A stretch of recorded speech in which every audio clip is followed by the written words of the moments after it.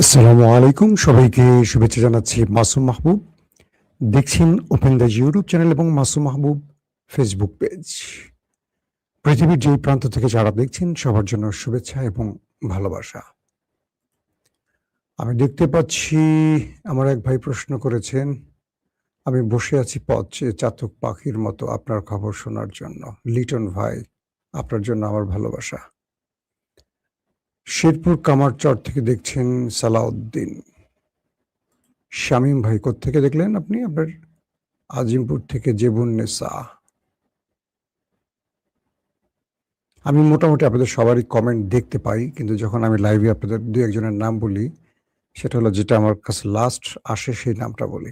ওকে, আমাদের আরেক ভাই আছেন, সবাইকে শুভেচ্ছা ভালোবাসা। দর্শক, আজকে বেশ কিছু গুরুত্বপূর্ণ খবর আছে আপনাদের জন্য, আমি আশা করি যে আপনাদের ভালো লাগবে। মেহেরপুর থেকে শামীম দেখছেন না। মার্কিন যুক্তরাষ্ট্র কাতারে বা আরব রাষ্ট্রের মধ্যে তার যে দখলদারিত্ব বা তার যে ক্ষমতার লবি তৈরি করেছিল সেটা ভেঙে পড়ছে। পাশাপাশি ইরান আমেরিকাকে এমন চমক দিয়েছে, এক চমকে আমেরিকার পেছনে টান পড়ে গেছে। সেই চমকটা কি? অন্যদিকে আমেরিকা এবং ইসরায়েলের সকল হিসেব নিকেশ এলোমেলো হয়ে গেছে, কারণ ইরান তাদেরকে একটার পর একটা সারপ্রাইজ দিচ্ছে। ইরানের সারপ্রাইজগুলো কি কি আছে সেগুলো আজকে কিছু হলো বলার চেষ্টা করব। দর্শক, মার্কিন যুক্তরাষ্ট্র তাদের যে হিসেব নিকেশ ছিল, তারা সেটা প্রথম 40 দিনের ব্যর্থতার প্রমাণ দিয়েছে। অর্থাৎ তাদের হিসেব পুরো উল্টো হয়ে গেছে। এরপর ডোনাল্ড ট্রাম্পের সাথে নেতানিয়াহুর বাকচিত হয়েছে এবং তর্ক বিতর্ক হয়েছে। ট্রাম্প সরাসরি বলেছেন যে আপনার সকল হিসেব ভুল ছিল, আমাকে যুদ্ধে নামিয়ে আমাকে পরাজিত সৈনিক বানিয়ে দিয়েছেন। আমেরিকার ইতিহাসে সবচেয়ে ব্যর্থ প্রেসিডেন্ট আমাকে বানিয়েছেন আপনি। ইরানের পক্ষ থেকে খতম আল আম্বিয়া তাদের পক্ষ থেকে বলা হয়েছে যে যারা হরমুজ প্রণালীতে ইরানের অনুমতি ছাড়া প্রবেশ করবে, তাদের উপর ইরানের আইআরজিসির নৌ শাখা সরাসরি অ্যাটাক করবে। অর্থাৎ হরমুজ প্রণালী থেকে পৃথিবীর যে জাহাজগুলো আসা এবং যাওয়া করবে এই প্রণালী ব্যবহার করে, তাদের প্রত্যেককে আইআরজিসির নৌ শাখার কাছ থেকে অনুমোদন নিতে হবে পূর্বেই। এবং যেসব বিদেশি সেনারা এখানে অবস্থান করছেন তাদের সর্বোচ্চ সতর্ক করা হয়েছে। বলা হয়েছে আপনাদের প্রত্যেকটি পদক্ষেপ ইরান তার নজরদারির মধ্যে রেখেছে। ঘটেছে কি আসলে? আমেরিকা চেষ্টা করছে যে কোনো ভাবে তারা হরমুজ প্রণালীর ইরানের যেই কি বলবো মানে যে বলয় তৈরি করেছে ইরান, সেই বলয় ভেঙে দেবে। আমেরিকা যে নিরাপত্তা বা নেভাল ব্লকেড তৈরি করেছিল সেটি মোটামুটি ইতিমধ্যে ব্যর্থ হয়ে গেছে ইরানের কারণে, চীনের কারণে। আন্তর্জাতিক বেশ কিছু জাহাজ হরমুজ প্রণালী দিয়ে ইরানের অনুমতি ছাড়া আমেরিকার নির্দেশক্রমে আসা যাওয়ার চেষ্টা করছিল। ইরান তাদেরকে সর্বোচ্চ সতর্ক করে দিয়েছে এবং বেশ কিছু জাহাজে অ্যাটাকও করেছে। খতম আল আম্বিয়া থেকে বলা হলো, ইরানের বিপ্লবী গার্ড বাহিনীর এই শাখা থেকে বলা হলো, এখন থেকে যে কোনো জাহাজ হরমুজ প্রণালীতে ঢোকা বা ত্যাগের সময় আইআরজিসির নৌ শাখাকে আগে জানাতে হবে, টোল দিতে হবে, অনুমোদন পাওয়ার পর এখান থেকে তারা মুভ করবে। এছাড়া যে জাহাজগুলো লুকিয়ে বা অনুমতির ব্যতি রেখে প্রবেশের চেষ্টা করবে তাদের উপর সরাসরি অ্যাটাক করা হবে এবং সতর্ক জারি করে দেওয়া হয়েছে পৃথিবীর সকল জাহাজকে যারা এই প্রণালীতে আসবে। এবং আশপাশে থাকা যত বিদেশি সামরিক বাহিনী আছে, বিশেষ করে আমেরিকা, তাদেরকেও সতর্ক করা হয়েছে যে আপনাদের প্রত্যেকটি অবস্থা আমাদের রেকর্ডে আছে, আমরা নজরদারিতে রেখেছি। অর্থাৎ এখানে ভুল করে কোনো অ্যাডভেঞ্চারের চেষ্টা করবেন না, সেটা আপনাদের জন্য ভয়ঙ্কর পরিণতি ডেকে আনবে। দ্বিতীয় যে গুরুত্বপূর্ণ খবর সেটি হলো কাতারের আলী আল সালেম যে মার্কিন বিশাল বড় একটি কুয়েতে বিমান ঘাঁটি আছে। সাম্প্রতিক সময় ইরানের বন্দর আব্বাস বা হরমুজ প্রণালী বা কেশমপুর বা আরো এরকম কয়েকটি জায়গায় অ্যাটাক হয়েছে আমেরিকার পক্ষ থেকে।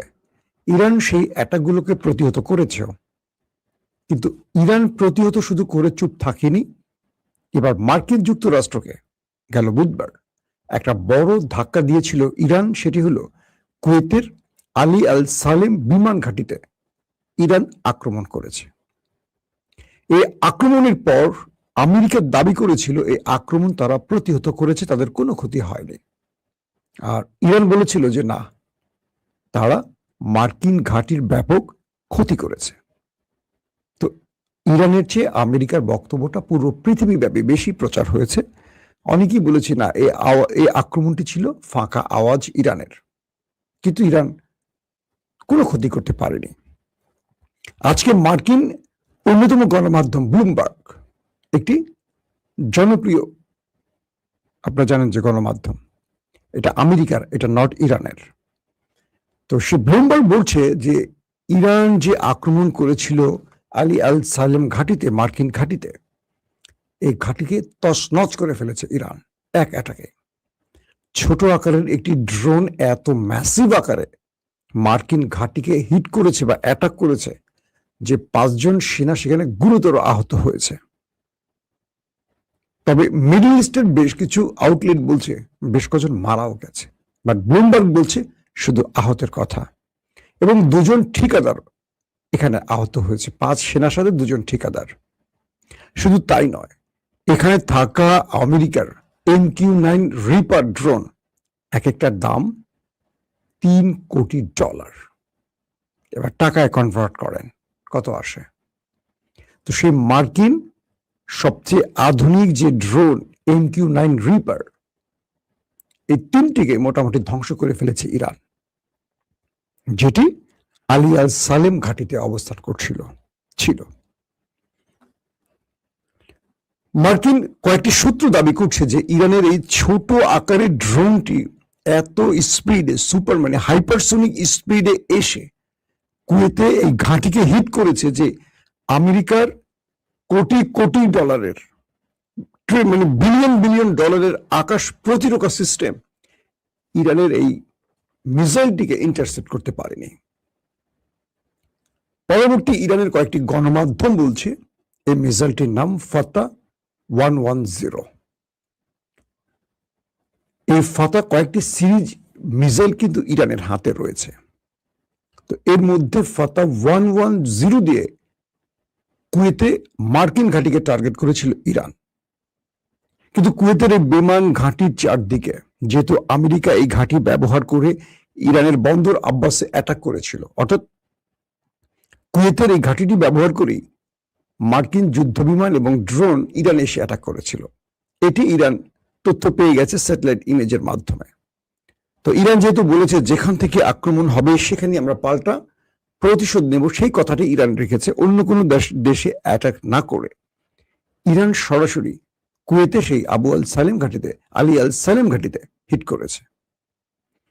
তো বলা হচ্ছে যে মার্কিন বিলিয়ন বিলিয়ন ডলারের যে প্রতিরক্ষা ব্যবস্থা, প্যাট্রিয়ট, থর্ড, রাডার সিস্টেম, সবগুলোকে ফাঁকি দিয়ে ফাতা 110 ঢুকে ব্যাপক আকারে বিস্ফোরণ ঘটিয়েছে। পুরো আকাশ আগুনের কুণ্ডুলিতে ছেয়ে গেছে। এই পরিস্থিতির মধ্যে আমেরিকা মানে রীতিমতো অবাক হয়ে গেছে যে ইরান এটা কি করলো, বা আমাদের প্রতিরক্ষা ব্যবস্থা একটি অ্যাটাক মানে মিসাইলকে ইন্টারসেপ্ট করতে পারলো না। তাহলে আগামী দিন ইরান যখন শত শত না হাজার হাজার মিসাইল মারবে, ঝাঁকে ঝাঁকে মিসাইল মারবে, মার্কিন প্রতিরক্ষা ব্যবস্থা আসলে কি করতে পারবে। দর্শক, 3 নম্বর গুরুত্বপূর্ণ খবর, ইরানের একজন হাই অফিসিয়াল মহসিন রেজাই, তিনি বলেছেন যে আমেরিকা আমাদের সাথে বারবারই প্রতারণা করছে। পৃথিবীকে দেখাচ্ছে তারা আলোচনার জন্য উন্মুখ, কিন্তু নেপথ্যে তারা যুদ্ধের প্রস্তুতিও নিচ্ছে, যুদ্ধে উস্কেও দিচ্ছে। আলী রেজাই বলছেন যে এ পর্যন্ত আমেরিকা ইরানে যতবার অ্যাটাক করেছে প্রতিবারই ইরানের সাথে আমেরিকার নেপথ্যে আলোচনা চলছিল। বৈঠক চলছিল, সমাধানের পথ খোঁজার জন্য বারবারই যে আলোচনা চলছিল, সেই আলোচনার মধ্যেই আমেরিকা হঠাৎ করে অ্যাটাক করেছে। ইরান তার শত্রুকে এই সুযোগটি আর দেবে না, এবং তিনি ট্রাম্পকে বিশ্বাসঘাতক বলেছেন। আলী রেজাই বলছেন যে তিনি বিশ্বাসঘাতক, বারবারই পেছন থেকে ছুরি মারছেন এবং ছুরি মারার চেষ্টা করছেন, কিন্তু ইরান তার এই স্বপ্ন বা তার এই চেষ্টাকে সার্থক হতে দেবে না। অন্যদিকে মার্কিন পেন্টাগনের প্রধান পিট হেগসেট তিনি বলছেন, মানে তিনি এখন সিঙ্গাপুরে, তো সিঙ্গাপুর থেকে তিনি বলছেন আমরা আলোচনায় আছি, বাট আমরা শত্রুকে মানে ইরানকে শেষ করার জন্য প্রস্তুত আছি। তিনি দম্ভুক্তি করে বলছেন যে ইরানকে আমরা এক তিলও ছাড় দেব না, কোনো শর্তে যেমন আমরা রাজিও হব না, আবার ইরানকে আমরা যুদ্ধের ময়দানে পরাজিত করব। কে? পিট হেগসেট। মার্কিন সেন্ট্রাল কমান্ড, যেটাকে বলে সেন্টকম, তারা বলছে তাদের সকল প্রস্তুতি সম্পন্ন এবং নির্দেশনা পাওয়া মাত্র তারা ইরানকে সবচেয়ে বড় আঘাতটা করবে। আর ইরান বলছে তোমাদের জন্য আমরা প্রস্তুত, তোমরা যে সময় আঘাত করবে তার পাল্টা জবাব আমরা দেব আমাদের ভয়ঙ্কর মিসাইল দিয়ে। গতকালকে মুস্তফা খামেনি যে ভয়ঙ্কর মিসাইলের কথা শুনিয়েছে বিশ্বকে, সেই ভয়ঙ্কর মিসাইল নিয়ে আমেরিকা এখন রীতিমতো টেনশন করছে যে ইরানের কাছে আসলে কি টাইপের মিসাইল আছে। মোসাদ, সিআইএ বা আদার্স ইন্টেলিজেন্স গুলো ইরানের ভেতর থেকে এই তথ্য জানার চেষ্টা করছে যে ইরান আসলে নতুন ভেরিয়েন্টে আর কি কি মিসাইল তার স্টোরেজে রেখেছে। অর্থাৎ বিগত 40 দিন ইরান যেসব মিসাইল ব্যবহার করেনি, আসছে যুদ্ধে তারা সেটা ব্যবহার করবে, এই ঘোষণাটি দিয়েছে এবং বলা হয়েছে এটি পৃথিবী আগে দেখেনি এবং এটি হবে সবচেয়ে ভয়ঙ্কর। শত্রুর করুণ পরিণতির জন্য এই মিসাইল হবে সবচেয়ে ভয়ঙ্কর। কে বলছে? মুস্তফা খামেনি। তো এটি নিয়ে ডোনাল্ড ট্রাম্প তার নিরাপত্তা বাহিনী এজেন্সিগুলোর সাথে বসছেন, জরুরি সিচুয়েশন রুমে বৈঠক করছেন এবং এটা সন্ধান বা অনুসন্ধান চালাচ্ছেন। দর্শক, আজকের গুরুত্বপূর্ণ খবর আরেকটি আছে, সেটি হলো যখন হরমুজ প্রণালীতে ট্রাম্প ইরানকে কোনোভাবেই টোল নিতে দেবে না ঘোষণা দিয়েছে, ইরান তখন বলেছে পৃথিবী এপার ওপার হয়ে যাক, এসপার ওসপার হয়ে যাক, ধ্বংস হয়ে যাক, ইরান হরমুজ প্রণালী টোল নেবেই। এবার ইরানের পাশে এসে দাঁড়ালো আরেকটি মুসলিম দেশ, তামিম বিন হামাদ আল থানির দেশ কাতার। অর্থাৎ যে কাতার থেকে ইরানে হামলা করেছে বা মার্কিন যুক্তরাষ্ট্রের অন্যতম মিত্র বা গালফ কান্ট্রির অন্যতম কি বলবো নিরাপত্তার শক্তির আধার যে আমেরিকা, সেই আমেরিকার অন্যতম শীর্ষ কাতার, মানে আমেরিকার আরবে যতগুলো ঘাঁটি আছে সবচেয়ে বড় ঘাঁটিটি কিন্তু কাতারে আছে আমেরিকার, আপনারা জানেন, আল উদাইদ। সেই কাতার এবার ইরানের পক্ষে দাঁড়িয়েছে। কাতার প্রকাশ্যে বলেছে হরমুজ প্রণালী থেকে ইরান যে টোল নিতে চাচ্ছে বা টোল নেবে ঘোষণা দিয়েছে বা টোল নিচ্ছে, এতে কাতারের কোনো আপত্তি নেই। ট্রাম্পের কফিনে আরেকটা পেরেক ঢুকে গেল। অর্থাৎ আরবের অন্যতম শক্তিশালী ধনকুবের রাষ্ট্র কাতার এবং বিশ্বে রাজনৈতিক এনভায়রনমেন্টে অন্যতম ভূমিকা রাখা, সৌদির চেয়ে গুরুত্বপূর্ণ ভূমিকা রাখা দেশের নাম হলো কাতার। আপনারা জানেন যে ইসরায়েল ফিলিস্তিন যুদ্ধে সবচেয়ে বেশি বড় ভূমিকা রেখেছিল ইন্টারন্যাশনালি কাতার। কাতারের গুরুত্ব ওয়ার্ল্ডে সৌদির চেয়ে উপরে। সৌদি হয়তো মুসলিম বিশ্বের মানে মোড়ল, কিন্তু মোহাম্মদ শেখ কি বলে মোহাম্মদ সালমান, তো সালমানের সন্তান মোহাম্মদ, তার চেয়েও পাওয়ারফুল পজিশনে আছে Sheikh Tamim bin Hamad Al Thani. এই অবস্থার মধ্যে কাতার যখন ইরানের পক্ষে দাঁড়ায় এবং বলে যে ইরান এখান থেকে টোল নিলে কাতারের আপত্তি নেই, বাট কাতার চাইছে এই হরমুজ প্রণালী খুলে দেওয়া হোক, তেল বা গ্যাস রপ্তানির পথটা উন্মুক্ত হোক, বিশ্বে অস্থিরতা কমে যাক। তাই কাতার বলছে যে তারা ইরানের টোল নেয়ার ব্যাপারে অনাপত্তি জানাচ্ছে না। ইরান যদি নিতে চায় এটার পক্ষে তার সমর্থন ব্যক্ত করে দিয়েছে। তার মানে কি এই কথাটি কাতার যে বলল, এটা কি বাকি আরবের অনুমতি ছাড়া? অবশ্যই না, অর্থাৎ আস্তে আস্তে ট্রাম্পের পেছন থেকে তার মিত্ররা তার বিরুদ্ধে গিয়ে ইরানের পক্ষে দাঁড়াচ্ছে। যুদ্ধে যিনি হেরে যান তার পক্ষে কেউ থাকে না, সে যত বড় শক্তিশালী হোক না কেন। ধরেন শেখ হাসিনা 5 তারিখে পালিয়ে গেছেন, বাট জুলাই বিপ্লবে জনতার ধাওয়া খেয়ে তিনি যখন পালালেন, যে বাংলাদেশের 20 কোটি মানুষের মধ্যে 40 কোটি মানুষ কি মনে হয়েছিল তারা আওয়ামী লীগ করে? আমরা রাতারাতি দেখলাম একটা আওয়ামী লীগের লোক নেই, সব গর্তের মধ্যে ঢুকে গেছে। হাসিনা 15.5 বছর ধরে যে সাম্রাজ্য তৈরি করেছিল, সেই সাম্রাজ্যের একটি পিলার খুঁজে পেলাম না আওয়ামী লীগ নামক, যারা বলছে খেলা হবে, এই হবে, সেই হবে। কোথায় ওবায়দুল কাদের, কোথায় শামীম ওসমান, কোথায় এম আরাফাত, হাসান মাহমুদ, কোথায়? একটা খুঁজে পেলাম না। আজকে তারেক জিয়ার পাশে দেখবেন অনেক রথী মহারথী প্রত্যেক দিন ফেসবুকে ছবি দিচ্ছে তারেক রহমানের সাথে। কালকে বিএনপি বা তারেক রহমান বিপদে পড়লে সবার আগে পালাবে, মানে তারেক রহমান যখন পালাবে সবার আগে পালাবে, মানে তিনি যখন পালাবে। বিএনপি অবশ্য পালায় না, বেগম জিয়া পালায় নাই, তারেক রহমানও পালাননি, তাকে জোর করে দেশান্তরিত করা হয়েছে। যদি কখনো তারেক রহমানকে দেশ ছাড়তে হয় বা বিপদে পড়তে হয়, দেখবেন এই যে আশেপাশে আছে শাহেদ আলম, ডক্টর জাহেদ, আরো কি ওই যে কাইল্লা রনি, আরো কারা কারা আছে, আমাদের রাশেদ, নুরু, একটাও বিএনপি রোন করবে না। সব জামাতের পেছনে গিয়ে বা সেনাবাহিনীর পেছনে গিয়ে বা নতুন দলের পেছনে গিয়ে দাঁড়িয়ে বলবে আমাদেরকে আসলে বন্দুকের নল ঠেকিয়ে বিপদ ভয় দেখিয়ে বিএনপি তার দলে ভিড়িয়েছিল। বিএনপিকে এই বিষয়গুলো মাথায় রেখে রাজনীতি করতে হবে, কারণ এক মইনীয় বিএনপিকে যে শিক্ষা দিয়েছে, মইনীয় বিএনপির ঘরের লোক ছিল 111-এ, সেই মইনীয়। আমার বিশ্বাস বিএনপি সেই শিক্ষা আদৌ নেয়নি, নেবে না। আর বিএনপি শিক্ষা নেবে না বলে যুগে যুগে বিএনপি বিপদে পড়বে। তো সেম এই খেলাটি ঘটছে শেষ পর্যন্ত। এখন ডোনাল্ড ট্রাম্প দেখছেন তার পেছনে তার মিত্ররা আস্তে আস্তে ইরানের পক্ষে দাঁড়াচ্ছে, কারণ এই যুদ্ধে ইরান বিজয়ী হয়ে গেছে, ডোনাল্ড ট্রাম্প পরাজিত হয়ে গেছে। কারণ ডোনাল্ড ট্রাম্প বারবারই বলছে আগামী নির্বাচনে বিজয়ের জন্য ইরান হলো আমার সবচেয়ে বড় গলার কাটা, এখান থেকে আমাকে একটা বিজয় নিয়ে ফিরতে হবে, একটা স্রেফ, যেটা দিয়ে আগামী মধ্যবর্তী নির্বাচন আমি পার হব। আর এখান থেকে যদি বিজয় নিতে না পারি, আমেরিকাতে আমি গোহারা হারবো। তাই ইরানকেও বলছে তুমি আমাকে একটা ফেস সেভিং দাও। ইরানের করুণা চাইছে এখন ডোনাল্ড ট্রাম্প।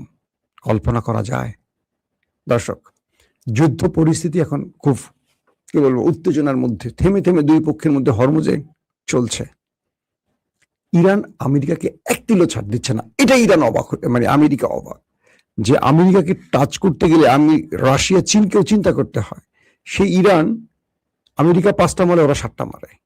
মানে চিন্তা করতে পারেন ইরানের শক্তির জায়গাটি, ইরানের ভেতরের যে মানে স্পৃহা, স্পিরিট, কি বলবো এটাকে, শব্দটা কি, মানে আমার মাথায় আসতেছে না যে কোন শব্দ দিয়ে শব্দটা বোঝাবো। যে ইরান আমেরিকাকে মনে করছে ধরেন আবাহনী মোহামেডান ম্যাচের মতো, যে দুটো প্রায় কাছাকাছি শক্তির দল, ব্রাজিল আর্জেন্টিনার মতো। কোথায় ইরান, কোথায় আমেরিকা? কল্পনা করছেন এই যুদ্ধের আগে ইরান বরং আমেরিকার কোন প্রস্তাবই মানছে না। এখন পর্যন্ত ইরানের প্রস্তাবে শুধু আমেরিকা একটা একটা করে মানছে, একটা একটা করে মানতে মানতে মানতে সামনে যাচ্ছে। আবার ইসরায়েলের চাপে পড়ে ধুম করে অ্যাটাক করছে, আবার পাল্টা অ্যাটাকের পর চুপ হয়ে যাচ্ছে, বলছে যে ওকে ওকে ওকে, আর করবো না, আর করবো না, কান ধরছি আর করবো না, ভুল হয়েছে, ইরান আমাকে মাফ করো। এই পরিস্থিতির মধ্যে আছে, কিন্তু ভেতরে যুদ্ধ পরিস্থিতি চলছে। কারণ ট্রাম্প যখন দেখছেন ইরান তার কোনো শর্ত মানছে না, তখন তার একটা যুদ্ধের বিজয় দরকার। হয়তোবা ট্রাম্প এই যুদ্ধে বিজয়ের জন্য একটা যুদ্ধ শুরু করে দিতে পারেন, কিন্তু ট্রাম্পের পেন্টাগন বলছে, তার সামরিক বাহিনী বলছে এটা বিজয় হবে না, এটা হয়তো ট্রাই হবে, মানে ড্র হবে, অথবা আমেরিকার পরাজয় হবে। প্রত্যেকে ভালো থাকবেন, আল্লাহ হাফেজ।